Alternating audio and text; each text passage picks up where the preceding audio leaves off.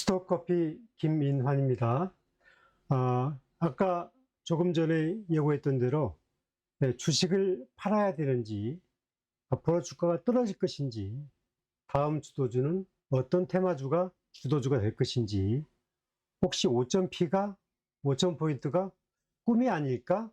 이런 걱정을 하시는 분들 많이 있죠. 따라서 조선, 방산, 원전, 이 테마주는 앞으로 계속 갈 것인가? 적어도 2022년도부터 현재까지 이 테마주는 적게는 3배, 많게는 10배 이상의 수익을 올라왔습니다. 상대적으로 종합지수는 2000에서 이제 3200선에 와 있는데, 이런 테마주는 거의 3배에서 10배까지 올라와 있기 때문에 앞으로 우리 시장에서 테마주가 어떻게 될 것인지, 주가는 어떻게 될 것인지, 머니 무브, 자금 이동 상황을 한번 알아보고 이 흐름을 통해서 다음 주식시장의 주도주를 파악해보는 그런 시간을 갖도록 하겠습니다. 먼저 자금 동향을 잠깐 살펴보면, 자금 동향은 지금 고객 예탁금이 66조 8천억입니다. 이것은 지금 25년 8월 10일 기준입니다. 지금 아래에 있는 여기 있는 이 고객 예탁금 차트를 한번 보세요. 이 예탁금 차트를 보시면 3월 달에 예탁금 차트는 50한 1조, 2조까지 떨어졌다가 그리고 쭉 이제 이렇게 회복이 되기 시작합니다. 그래서 회복이 돼도 55조 이런 전후 흐름이 있었고, 그리고 이재명 정부 취임 이후에 주가 5천을 선언하면서 70조가 넘어섰고 71조가 넘었다가 지금 다시 한 68조, 66조, 8조 정도 와 있는 것 같습니다. 자, 종합지수 한번 볼까요? 21년도부터 20년도부터 지금까지 종합지수. 21년도 6월 달에 한국의 증시는 최고점을 찍었죠. 3,316포인트. 그리고 정권이 교체되어서 윤석열 정부가 들어와서 주가는 2134로 뚝 떨어졌습니다. 그래서 이 2134의 주가가 24년도에 한 2800선까지 회복이 됐다가 다시 2400 아래로 떨어지는 그런 흐름이 왔었습니다. 그러다가 지금 이제 3200선까지 왔습니다. 그런데 테마주는 좀 다르게 움직였죠. 지금 여러분 보시는 차트는 제가 이제 대표주 이 조선, 현대중공업, 방산, 현대로템, 하나에어로스, 원전, 그리고 이제 밸류업 금융주 이렇게 몇 개를 뽑았습니다. 자, 삼성화재는 22년도에 17만 7천 원에서 43만 3천 원, 지금 현재. 그래서 한 2.5배 올랐죠. 삼성증권은 3만 5천 원에서 7만 원 정도 왔으니까 한 2배 정도 올랐습니다. 두산에너빌리티는 18,000원에서 66,000원까지 왔으니까 한 4.5배 정도 오른 것 같습니다. 두산은 23년도 기준 11만원에서 59만원이니까 한 5.8배 정도 오른 것 같습니다. 하나에어로스는 22년도에 53,000원에서 88만원까지 올랐으니까 한 14배 이상 올라온 거죠. 14배. 현대로템도 22년도에 17,000원짜리가 18만 3천원 종가를 마감했으니까 이것도 한 10배, 11배 정도 상승했고, 무겁다는 조선주도, 현대중공업도 23년도 10만 6천원에서 지금 46만 6천원에 마감을 했으니까 한 4.5배 정도 상승을 한 것 같습니다. 자, 삼성전자, 하이닉스, 삼성 SDI, LG 에너지솔루션, 이 2차전지의 머니무브도 한번 봐야 되겠죠. 지금까지 제가 여러분들께 보여드렸던 것은 종합지수의 3년 동안 흐름, 그리고 이 3년 동안 종합지수는 21년도에 3,300 갔다가 지금 3,200선인데 거의 횡보하고 있죠. 2,200에서 3,200선, 이 선에 있습니다. 하지만 조선, 방산, 원전, 핵심주는 3배에서 14배까지 올라갔으니까 이 머니 무브, 이 테마주의 흐름, 이 흐름은 무시할 수 없는 수익률을 좌우합니다. 자, 지금 삼성전자는 같은 기간 동안 21년도에 8만 1,000원이었는데 지금 7만 1,000원 와 있습니다. 그동안 뭐 5만 1,000원대까지 빠졌다가 7만 1,000원 왔으니까 거의 많이 회복이 된 거죠.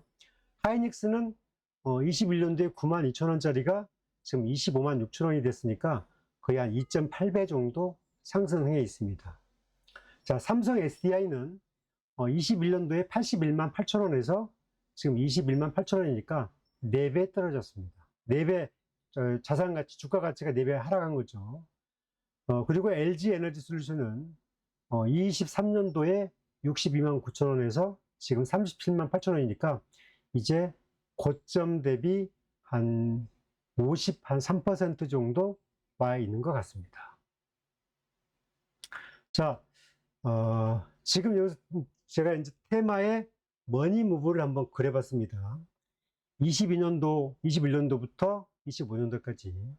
2차 전지는 22년도부터 23년도가 좋았다가 25년도까지 쭉 계속 떨어집니다. 그리고 소폭 이제 회복세를 보이고 있고, 엔터주는 22년도에 좋았다가 23년도에 나빴다가 23년도부터 회복돼서 24년도에 고점 찍고 이렇게 다시 또 바닥을 찍었다가 다시 회복되는 이런 사이클을 거치고 있습니다. 이른바 머니 무브가 굉장히 가파르죠. 그리고 조선주 한번 볼까요? 이 조선주는 22년도부터 조선산업이 굉장히 안 좋아서 22년 하향, 23년 하향, 24년 하향했다가 24년 후반기부터 수직으로 올라가서 이런 머니 무브를 보여줬습니다. 자, 방산주 한번 볼까요? 이 빨간 지표. 방산주는 22년부터 꾸준하게 우상향하기 시작합니다. 이때부터 방산주들이 실적이 좋아지고 투자가 많아지면서 실적이 좋아지고, 그래서 2년의 투자가 있는 다음에 24년도부터 수직으로 올라가는 이런 흐름을 보이죠. 원전주 볼까요? 이 원전은 이제 탈원전 테마가 있다가 윤석열 정부에 바뀌면서 기본적으로 원전주가 쭉 이렇게 횡보를 하고 우상향을 하다가 24년 중후반부터 한번 바짝 했다가 다시 떨어졌다가 수직 상승하는 이런 머니 무브 차트를 보여왔습니다. 자, 여러분, 제가 보여드린 지표, 이 3년간의 종합지수는 거의 크게 움직이지 않았고 박스권에 있는데, 일부 테마주, 굉장히 크고 무거운 테마주, 조선, 방산, 원전, 금융, 이 테마주는 굉장히 가파르게 2배, 5배, 10배, 15배 상승하는 이 사이클을 보였죠.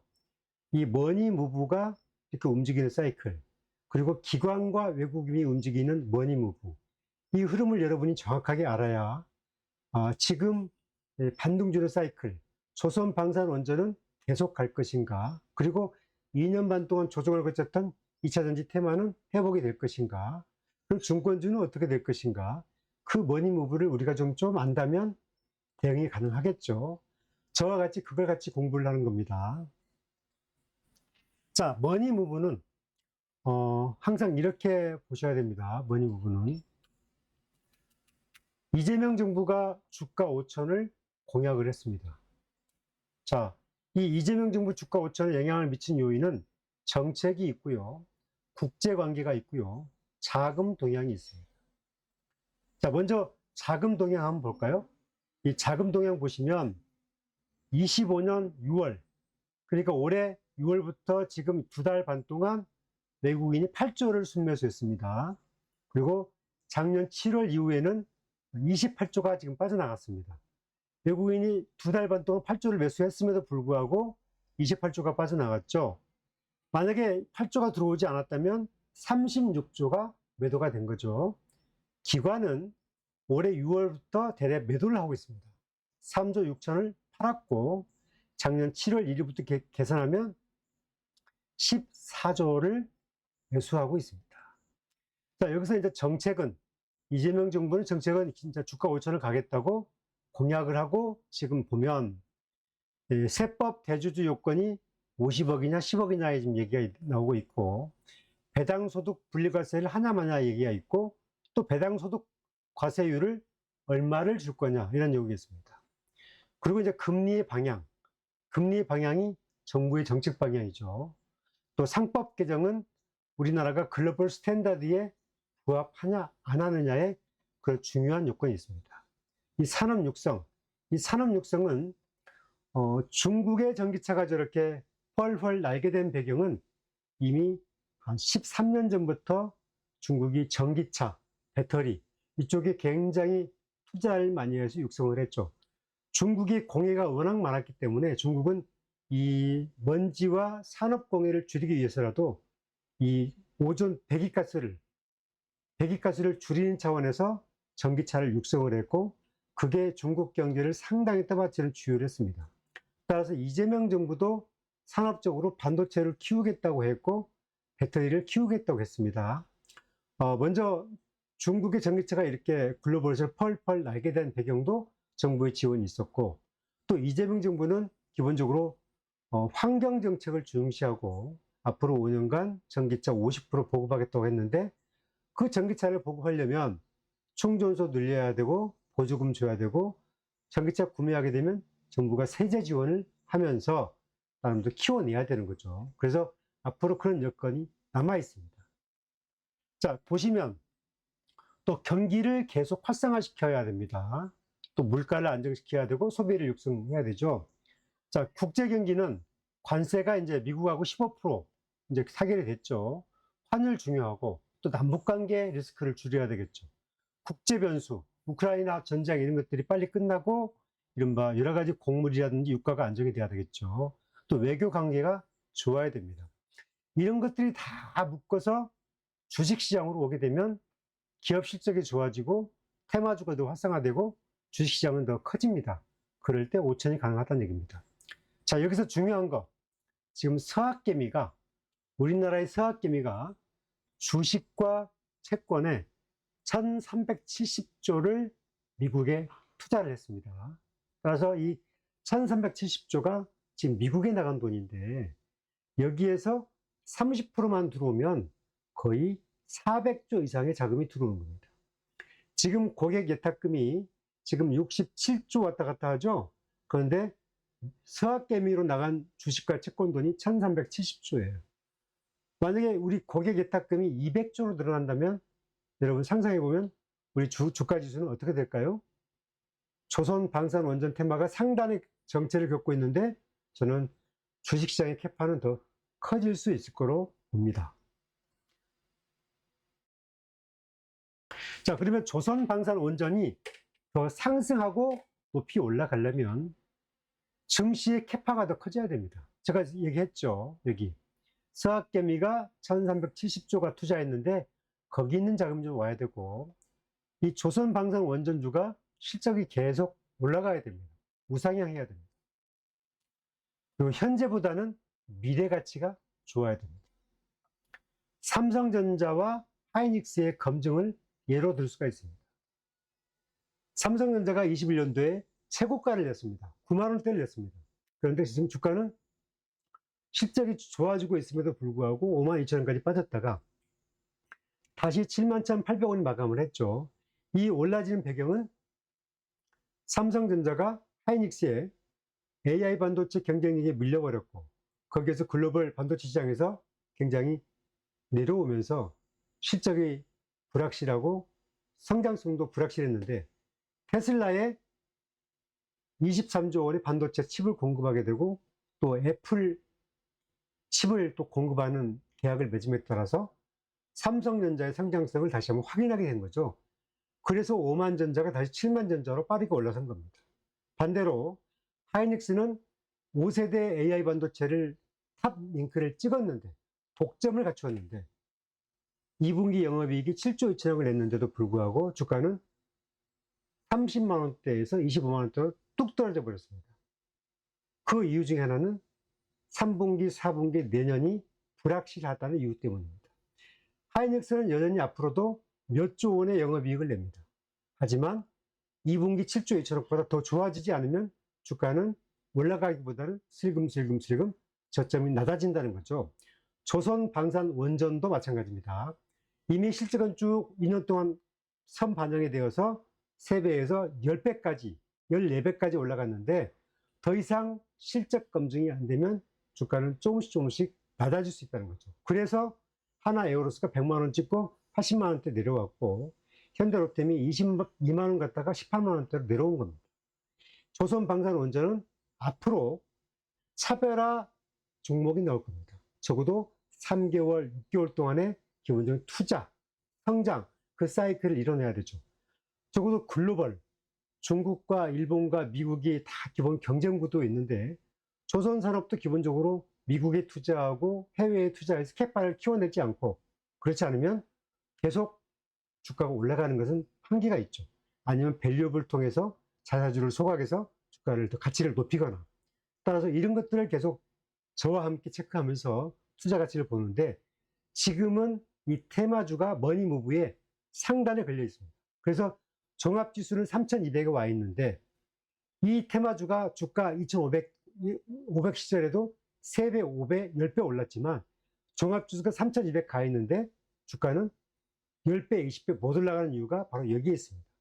결국 시장은 다른 새로운 주도주가 나타나서 끌고 갈 거다. 그렇게 보는 겁니다. 그래서 저와 그 주도주가 뭔가를 같이 찾는 과정입니다. 자, 엔비디아의 상승, 애플의 상승, 미국 증시 상승 다 같은 위치입니다. 엔비디아의 주가도 굉장히 많은 파고가 있었죠. 엔비디아는 성장주입니다, 아직도. 그래서 지금 그 주당 거의 188달러까지 왔죠. 하지만 올해 4월 달에 80달러 선까지 떨어졌다가 100달러가 올라왔어요. 그 전에 140달러 갔다가 80달러로 떨어졌다가 다시 188달러까지 올라갔습니다. 이게 성장주의 사이클입니다. 애플은 꾸준한 우상향주입니다. 애플은 한국의 삼성전자와 같은 회사죠. 애플은 이제 아이폰을 만드니까요. 그래서 애플의 주가가 쭉 우상향하는 것은 계속 영업이익이 조금씩 우상하기 때문에 주가가 애플처럼 급등하지 않지만 꾸준하게 5년, 10년, 20년에 걸쳐서 10배, 20배, 30배, 40배 올라가는 그런 우상향 패턴을 보이는 거죠. 미국의 다우와 나스닥이 지난 15년 동안 10배 이상의 상승을 보였던 것도 바로 그런 겁니다. 국내 총 생산이 꾸준하게 늘었기 때문에 올라갔던 겁니다. 과정은 실적도 나빠지고 고용도 나빠지고 계속 오르락내리락 했지만 결과적으로 총 생산은 늘어나고 머니무브가 계속 옮겨가면서 주가는 계속 올라갔던 겁니다. 그 미국 지수가 이제 다우지수는 42,000, 나스닥은 21,000대 중반. 앞으로 어디까지 갈 것인지는 역시 국내 총 생산의 규모에 따라서 달라질 겁니다. 하지만 앞으로의 시장은 한국 증시도 미국 증시보다 더 좋아질 수 있는 여력은 충분히 남아있다. 저는 그렇게 보고 있기 때문에 저와 함께 계속 공부해 보겠습니다. 자, 이제 기본적으로 눈여겨봐야 할 지표. 그 내용은 이 달러 인덱스가 있습니다. 이 원달러 환율이 계속 살펴봐야 되는데 이 달러 인덱스가 낮아지면 낮아질수록 원화 가치는 높아질 것이고 딱 원화 가치가 적정하게 유지가 되면 우리나라 무역 수지에 도움이 되죠. 이 GDP 윤석열 정부 후반기에 작년에 GDP가 굉장히 마이너스였습니다. 1분기 0.2, 2분기 0.1 상승, 0.1 상승, 작년에 0.2. 그래서 작년에 0.2% 역성장했습니다. 이게 이제 합산해서 국내 경제 성장률을 나타내는데, 근데 올해 2분기 0.6 성장을 했기 때문에, 지금 굉장히 이재명 정부가 이른바 경기 살리기에 상당히 많은 공을 들이고 있다. 이렇게 봐야 되고요. 이 분기별 GDP가 좋아지게 되면 결국은 국내 총생산이 있는 국내 총생산은 늘어납니다. 이 국내 총생산은 한 해 동안 국가적으로 생산한 모든 재화와 용료의 총합입니다. 그래서 이 지표가 높아지면 높아질수록 주가는 올라갑니다. 21년도에 여기 주가가 이렇게 폭 솟았죠. 국내 총생산이 좋았죠. 이때 주가가 3,300 최고 좋았습니다. 따라서 이 국내 총생산이 앞으로 계속 높아지면 우리는 5천에 갈 수 있습니다. 또 이 금리는 좀 낮아지면 기본적으로 유동성이 좋아지죠. 그런데 21년도에는 주가는 높았고 총생산은 좋았는데 금리는 거의 0.23이었죠. 지금 금리 3.25까지 갔다가 2.6에 있습니다. 아직도 높습니다. 그래서 이 금리는 앞으로 미국도 그렇고 우리도 계속 낮아질 가능성이 높다, 이렇게 봐야 되는 거죠. 자, 주가 5천 정책이 지속되고 있습니다. 자, 조정이 올까요? 조정이 온다면 대응 전략, 여러분 어떻게 하시겠습니까? 여러분들이 물어보겠습니다. 조정이 올까요? 조정이 온다면 여러분 어떻게 하시겠습니까? 주식 파시겠습니까? 아니면 어떻게 하시겠습니까? 제가 여러분들에게 물어보고 싶어요. 여러분들 중에는 단기 테마를 이동하신 분도 있고, 전문가 누가 이 종목 좋다고 몰빵했다더라 해서 그 종목 따라가신 분도 있고, 또 미리 예단해서 자르고 다음 올라갈 종목 찾는 분도 계시죠? 저와 함께 보시죠. 자, 우리나라 증시에서 제가 아까 이재명 정부가 주가 5천 정책 계속하고 있고 여건들이 나쁘지 않다면 자금 지출이, 저는 아까 28조 나갔는데 28조 들어올 수도 있다고 봅니다. 경기 둔화 나타나고 있지 않아요. 저는 살릴 거라고 봅니다. 실제로 아까 K배터리, 앞으로 이재명 정부가 배터리 전원 활성화 대책 내놓을 거라고 봅니다. 그래야 전기차 50%까지 보고 갈 수 있죠. 따라서 이 K배터리는 그 테마가 아직 살아 있어요. 이것은 제가 여러 번 제 유튜브에서 설명드린 건데, 이재명 정부가 50%의 전기차를 보급하기 위해서는 기본적으로 앞으로 아리백이라는, 기본적으로 앞으로 환경 규제 물질을 낮추고, 또 전기차, 그 다음에 수소차 더 많이 보급해서 기본적으로 글로벌 경쟁 육성해야 되죠. 그러려면 소재사 육성해야 되고, 셀사가 더 경쟁력을 가져야 되고, 미국의 ESS 시장이나 그 다음에 유럽에서 자동차 시장에서 또 경쟁력을 가져야 되죠.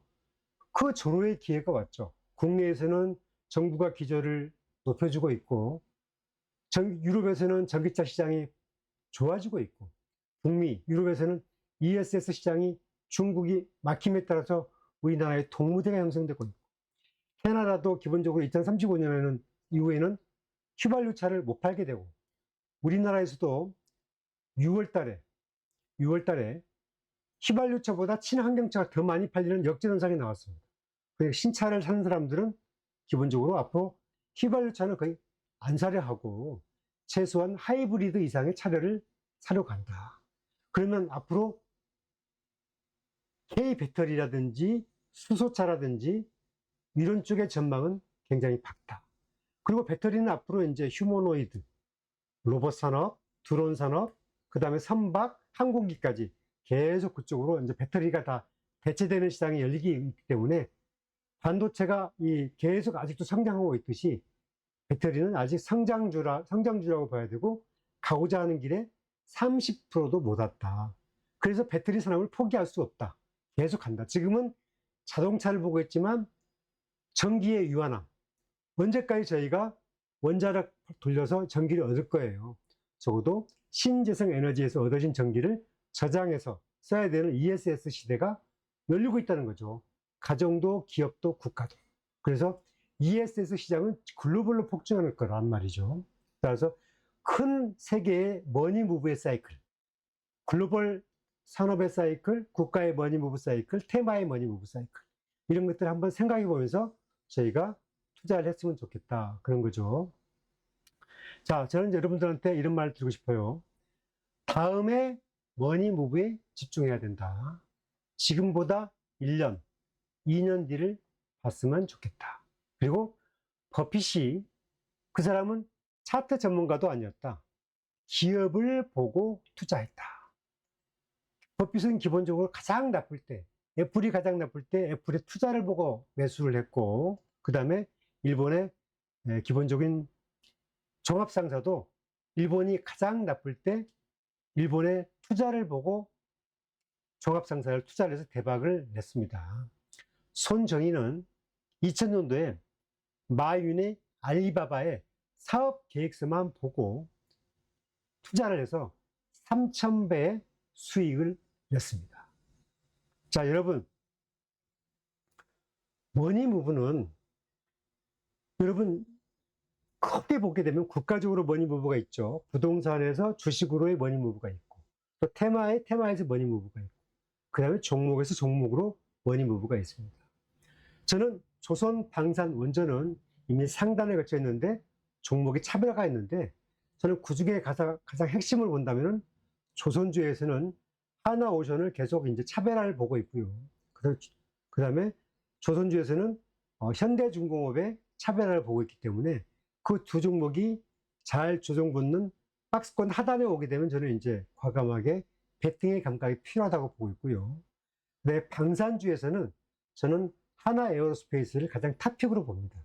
그 부분은 이제 글로벌, 우리나라에서 가장 탑픽으로 보고, 따라서 하나 에어로스가 3개월에서 6개월 동안의 박스권에서 저점이 오게 되면 그때는 과감하게 베팅 감각이 필요하다. 그렇게 봐야 되고, 지금 이제 아까 제가 새로운 이재명 정부의 새로운 시대 3200인데 조선 방산 원전은 가지 않잖아요. 그런데 지지하고 있잖아요. 그런데 은행주는 금리가 내려오면 그 효용성이 거의 다 이제 끝을 냅니다. 수익은 계속 낼 거예요. 그런데 수익성은 좀 약화될 거다.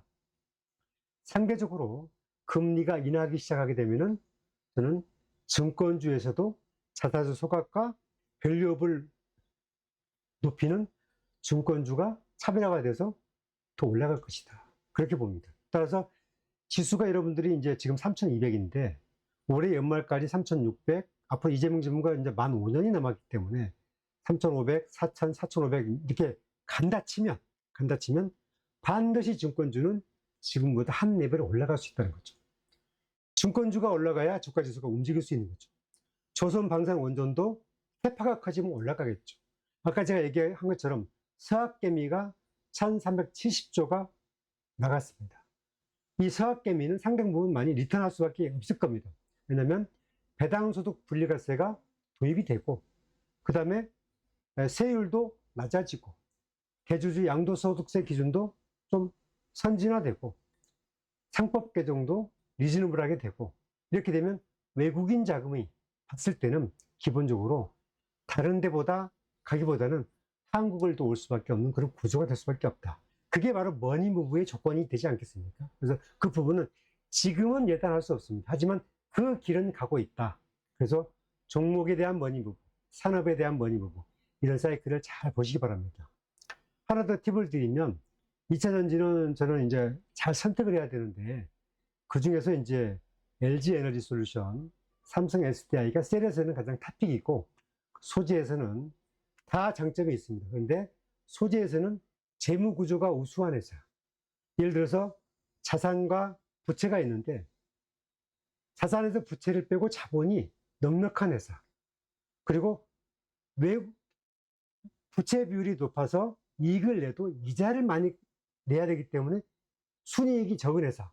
이런 회사들은 아무리 LFP가 호황을 누려도 좀 조심해야 되겠죠. 이런 회사들은 아무리 수익성이 떨어집니다. 그래서 저는 이제 포스코 퓨처엠을 가장 긍정적으로 보고, 나머지 에코프로 BM도 긍정적으로 보고, 이제 엔캠 같은 경우에는 북미에서 선도적인 내용을 하고 있기 때문에 엔캠은 현재까지는 수익 구조가 낮았어요. 그래서 엔캠은 좀 검증의 시간이 좀 필요하다. 하지만 엔캠이 최근에 주가의 탄력성도 좋아지고 있고 있기 때문에 3분기의 어떤 실적이라든지 재무 구조라든지 이런 것들을 보면서, 왜냐하면 2차 전지는 앞으로 3년, 5년 사이클이 남았기 때문에 그런 것들을 충분히 보면서 투자를 해도 좀 늦지 않다. 그렇게 보고 있습니다.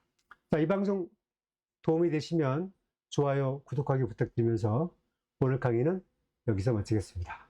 자, 여러분, 더위가 이제 많이 물러갑니다. 이제 좋은 결실의 계절을 맞기 위해서 스톡커피와 함께 노력하시죠. 감사합니다.